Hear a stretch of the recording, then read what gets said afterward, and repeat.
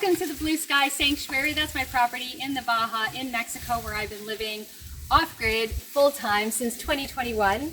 And I wanted to film this video outside today because so much of what I'm going to talk about is actually out here. And I have to apologize for my sunglasses, but the sun is so strong and bright. If I don't protect my eyes, I'm going to have a headache by the time this video is over. So let me jump right into this. Top 5 reasons that I'm in Mexico living off-grid. Number 1 is what I've been talking about already, which is the beautiful sun. It allows off-grid life so easily down here. Even on the few cloudy days that we have, it provides enough energy through my solar system to run everything in my home easily. Just not even an issue.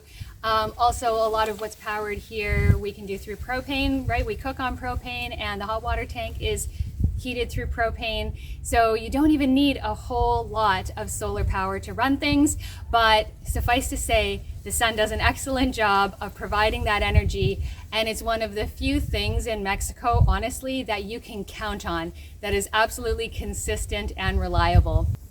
My number 2 reason is that I wanted to have wide open space around me. I wanted to have privacy, and I wanted to be surrounded by nature. So if you are going to be living in Mexico and you want to be on grid, it means you are going to have neighbors right next door, which is understandable. There are not a lot of utilities left here. There's not a lot of resources left. The demand is outweighing the supply, and so that means what little is left has to be centralized. They don't have the resources to run power lines out to the middle of nowhere to somewhere in a remote property to connect them to the grid. So something to be aware of, and a choice that we get to make down here is, where do we want to be? Because if we want space around us, we need to go off grid. Trucked water is very common. It's not difficult to get. Even if you are in a remote area, the truck will come out to you. And so that makes off-grid life here pretty easy. Reason number 3 is that unfortunately the grid here is completely unreliable. I know this from my firsthand experience. I owned property previous to the one that I'm at now. That's all documented on the channel if you want to know more just about the building and the purchasing process and all of that. But basically that property and my home there were on grid, and what I learned was that when you need and want power the most is when the grid crashes the most, and that's in the heat and the humidity of the summer here. And it's really intense. You can amplify that also when hurricanes come through. They'll knock down power lines, and you can be out of power for 5, 6, 7 days at the hottest time of year when it's this thick humidity. It only goes down to about 25 degrees at night. It's very, very, very warm, and it's very hard to find comfort when you can't even run a fan. So you basically, even if you're on grid here, you still will need to have a generator set up so that you don't really suffer during those storms and hurricanes in the summer here, and in the summer months when you're just trying to live life, but everyone's running their air conditioning and crashing the grid because of the overload of the power consumption.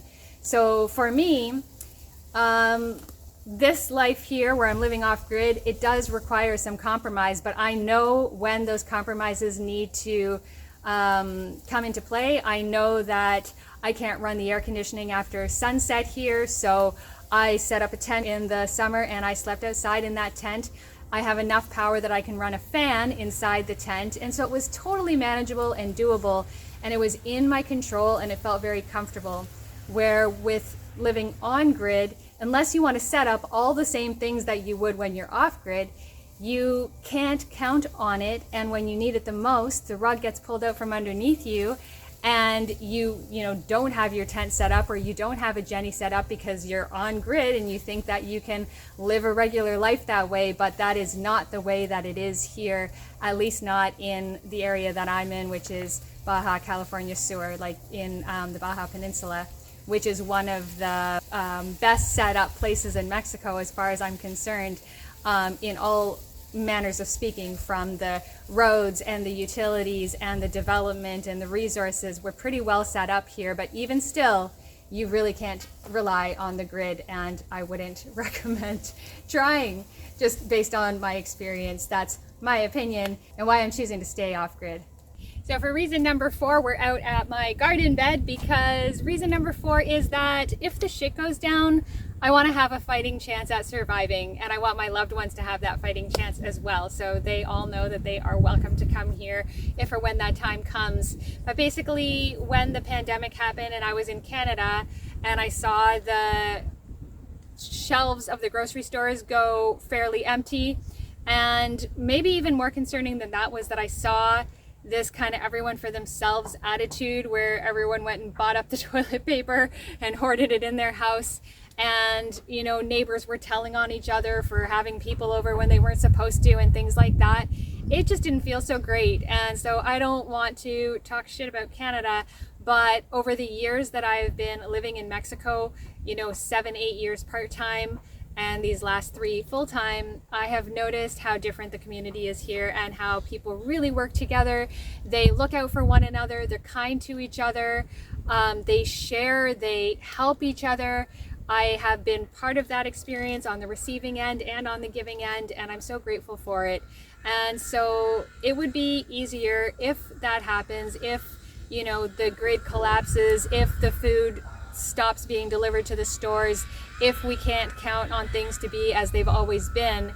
It'll be much easier to survive here because of the climate, because it doesn't get so brutally cold that we have to survive that, because we can grow food outside all year. And I'm not saying that I'm all set up. I am absolutely not. I still have a lot to learn and a lot to do, but I'm working towards that goal. And so basically that's number 4, and it kind of takes me right into reason number 5, which is the reason I'm living off-grid in Mexico, is that I couldn't do this in Canada, and that's where I'm from. I couldn't do it because I couldn't afford to do it, because there's so much red tape up there, because the 4 seasons are a lot to contend with and would make it a lot harder. And I guess I shouldn't say that I couldn't do it. It would just be so much more difficult and so much more work. And so for me, living down here is the best of all worlds. I have all the conveniences that I want. I'm off grid, yet I still can get pizza delivered to my house, which is unbelievable for me. I still can barely believe that I have that luxury. I get deliveries here from Mercado Libre and Amazon, and I'm connected to the world still. I have internet, I have the conveniences, but I also feel far more ready than I ever have to survive if I can't count on all those luxurious resources, and if I can't count on, you know, the grid and the utilities and life being what it's been for so long. I have a fighting chance here, and I hope my loved ones will be around me to live that life with me as well. So I hope this video inspired you, and if you have any questions, please put them in the comments. The comment section absolutely inspires me to make more videos and to show up here week after week. I really appreciate our community, and I appreciate you being here. I hope to see you again soon. Bye for now.